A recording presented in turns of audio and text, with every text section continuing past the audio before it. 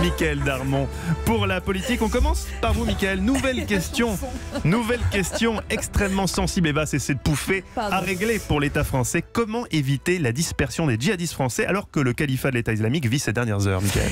Et oui, c'est le lot d'un président de la République, vous savez, passer d'une réunion sur la politique fiscale avant de se pencher l'heure d'après sur le sort des djihadistes en déroute militaire. Alors il faut savoir que c'est le dossier qui va être au cœur des préoccupations des gouvernements occidentaux. Deux informations pour bien comprendre donc les enjeux du retour des djihadistes. Emmanuel Macron préfère en voir revenir le moins possible, d'où la coopération entre les forces spéciales pour les éliminer avant qu'ils ne soient faits donc prisonniers. Ensuite, même si on préfère rester très discret à ce sujet au sommet de l'État, on a bien compris que le retrait américain en Syrie, de Syrie prendra plus de temps que prévu. Et avec une situation très mouvante sur le terrain, puisque les ultimes offensives dans les dernières poches du califat pourraient d'ailleurs augmenter le nombre de djihadistes à récupérer et à surveiller. Mais justement, par quels moyens? On a évoqué ces derniers jours des ponts aériens. Est-ce que c'est une option toujours valable? Alors selon plusieurs sources liées à ce dossier, la France et les Occidentaux sont pris en tenaille entre deux éléments. Les Américains qui à terme vont quitter la zone, et les Kurdes qui, après avoir fait un énorme travail pour combattre